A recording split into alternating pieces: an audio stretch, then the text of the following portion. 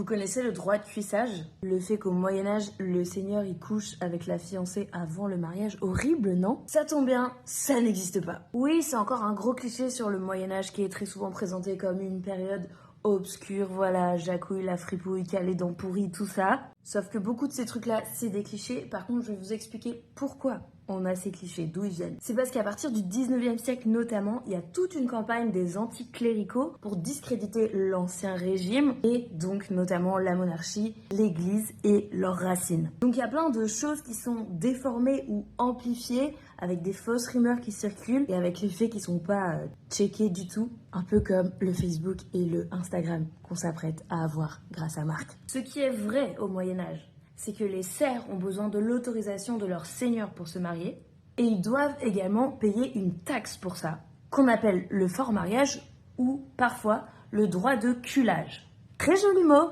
qui prête à confusion peut-être. Mais en effet, comme les seigneurs taxent un peu tout et n'importe quoi et semblent avoir tous les droits, en effet, il y a des rumeurs de droit de cuissage qui commencent à tourner et ça dès le XIIIe siècle. Mais les spécialistes s'accordent à dire qu'elles sont très peu probables. C'est pour ça qu'il nous faut des spécialistes, Marc, qui fact-check les faits, ok? En revanche, donc, quand on arrive au 19e siècle qui veut dézinguer le Moyen-Âge, il n'y a plus qu'à se baisser pour ramasser ces belles rumeurs. Donc voilà, le droit de cuissage au Moyen-Âge, c'est une légende.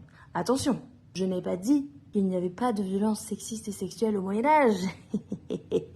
Évidemment qu'il y en a. Par contre, le droit de cuissage, ça n'existe pas. Si vous aimez l'histoire, je me permets de vous rappeler que j'ai un spectacle qui est en tournée toute la première moitié 2025 à travers la France, la Suisse et la Belgique. Vous avez toutes les dates dans le Linktree en description. C'est un spectacle où on parle d'histoire, mais qui est également rigolo. C'est un spectacle où vous allez vous taper les cuisses.